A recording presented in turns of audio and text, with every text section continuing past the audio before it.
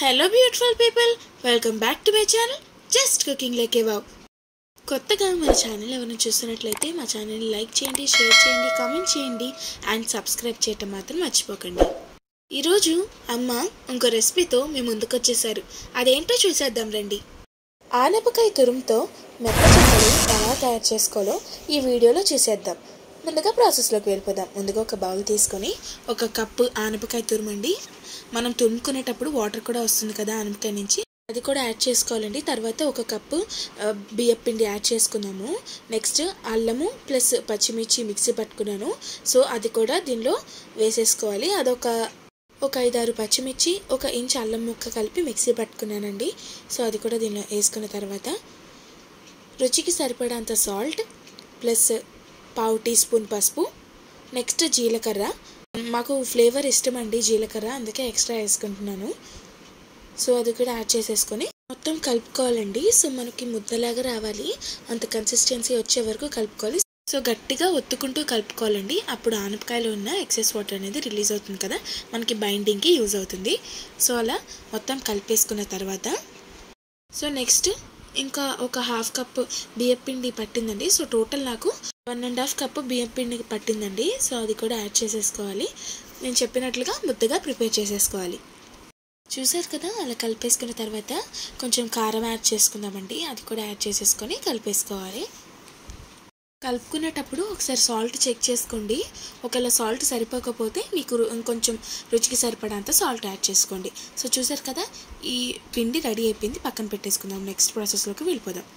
మనం ఈ రెసిపీలో పచ్చిమిర్చి యాడ్ చేసాం కదండి. సో నాకు కారం సరిపోలేదు, అందుకే కారం యాడ్ చేసుకున్నాను. సో స్టవ్ ఆన్ చేసుకుని కడాయి పెట్టేసుకున్నాము. దాంట్లో డీప్ ఫ్రైకి సరిపడంత ఆయిల్ యాడ్ చేసుకోవాలి. నెక్స్ట్ ఒకసారి ఆయిల్ కాగిందో లేదో చెక్ చేసుకోవడానికి ఒక చిన్న ముక్క వేసుకుందామండి. చూసారు కదా, అలా పైకి తేలాలి, అప్పుడు నూనె కాగినట్టు లెక్క. తర్వాత ఇలా మా మమ్మీ చూపించినట్లుగా చెక్కలు వేసేసుకోవాలండి, మెత్త చెక్కలు. అవి వేసుకొని గోల్డెన్ బ్రౌన్ కలర్ వచ్చే వరకు వేపుకోవాలి. ఇలా వర్షాకాలంలో చిన్నపిల్లలు స్నాక్స్ అడుగుతారు కదండి, ఇలా వాళ్ళకి చేసి పెడితే హెల్తీగా ఉంటుంది, ప్లస్ టేస్టీగా వాళ్ళు తింటారు. సో చూసారు కదా, గోల్డెన్ బ్రౌన్ కలర్ వచ్చే వరకు వేపుకోవాలి. సో ఇవి వేసుకునేటప్పుడు flame high to medium adjust చేసుకుంటూ వేసుకోవాలండి మెత్త చెక్కలు. సో అలా వేసిన తర్వాత ఆనపకాయ మన హెల్త్కి చాలా మంచిదండి. అవి ఎక్కువగా ఫీవర్, కాఫ్, పెయిన్ ఇంకా ఆస్తమా రాకుండా హెల్ప్ చేస్తుంది. ఈ ఆనపకాయని మన ఏన్షియంట్ టైమ్స్లో కూడా యూజ్ చేసేవాళ్ళంటండి. వాటిల్లో ఉన్న హెల్త్ బెనిఫిట్స్ కారణంగా యూజ్ చేసేవాళ్ళు.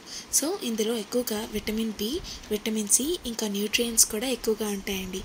దీనిలో ఇంకా హెల్త్ బెనిఫిట్స్ ఉన్నాయండి.